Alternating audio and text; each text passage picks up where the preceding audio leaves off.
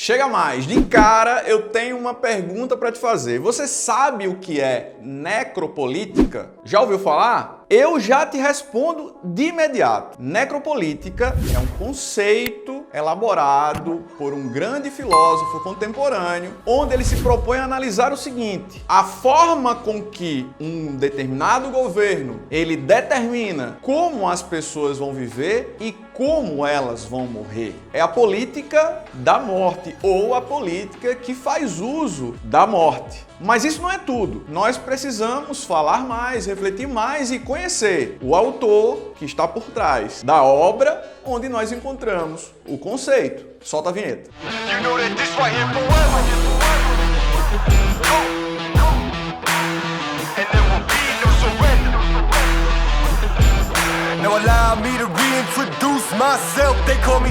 Achille Mbembe é uma referência acadêmica no estudo do pós-colonialismo, um teórico erudito e pensador das grandes questões da história e da política africana. Apesar de ele próprio não se definir como teórico do pós-colonialismo, nascido em Camarões no ano de 1957, Mbembe é professor de História e Ciência Política na Universidade Duke, em Virgínia, nos Estados Unidos, e em Joanesburgo, na África do Sul, além de ser um pesquisador frequentemente requisitado por várias instituições de ensino superior ao redor do mundo.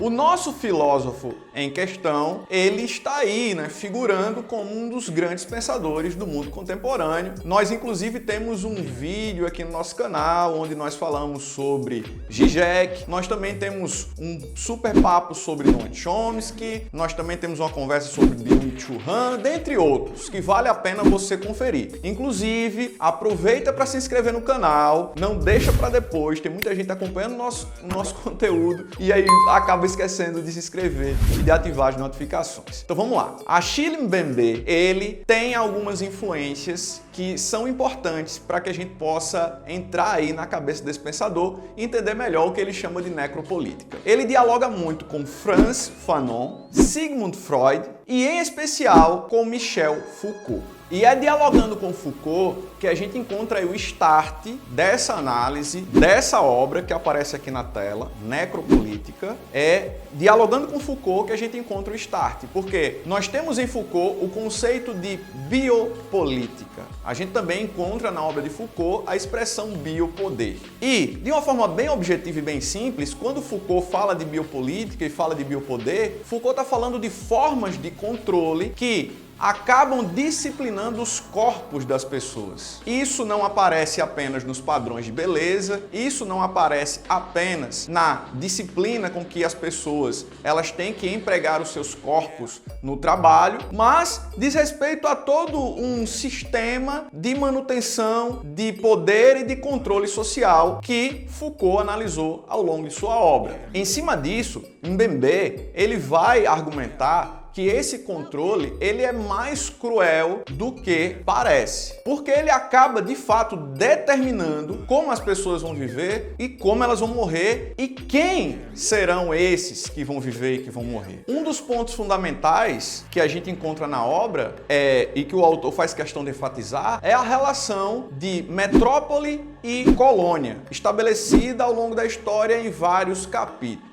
Nessa relação, o filósofo camaronês, ele pontua uma evidência histórica que é a da violência com que os colonizadores sempre buscaram se impor, em especial no continente africano. Então, a morte, ela fez parte de todo um processo de dominação. E não só isso. De acordo com o autor, nunca foi interesse da metrópole fornecer para a colônia o mesmo tratamento. Então, nós temos a dignidade humana sendo respeitada até certo ponto dentro da metrópole e todo tipo de atrocidade, violência e crueldade sendo cometida nas colônias. Na sequência, o pensador nos apresenta a expressão cidade do colonizado. Cidade do colonizado deixa de ser algo a ser interpretado na literalidade, como a gente acabou de falar sobre a relação entre metrópole e colônia. Cidade do colonizado tem muito mais uma relação com áreas que são consideradas negativas, que carregam estereótipos negativos e que fazem com que as pessoas que vivam nesses lugares acabam carregando a imagem de não civilizados, de marginais. E é como se as regras de convivência social elas fossem válidas fora do que ele chama de cidade do colonizado. Até para compreender melhor o conceito, vale a pena a gente acompanhar aquilo que Frantz Fanon disse sobre o assunto.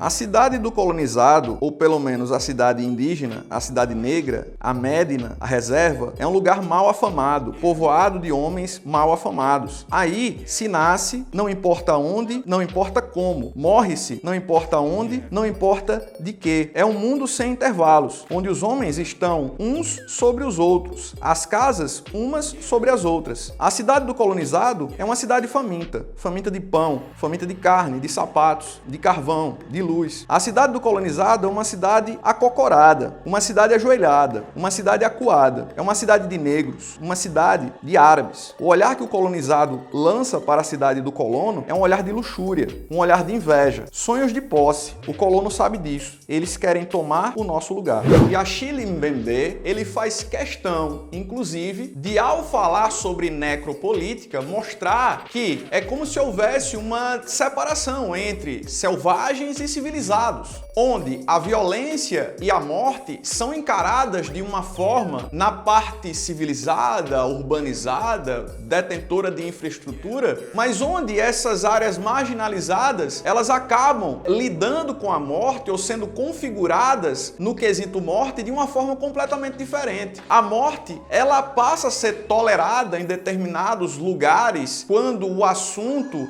se trata de determinados tipos de pessoas que são estigmatizados. Mas a morte, ela acaba tendo uma repercussão completamente diferente e ela não é tolerada em áreas de grupos que são considerados elitizados.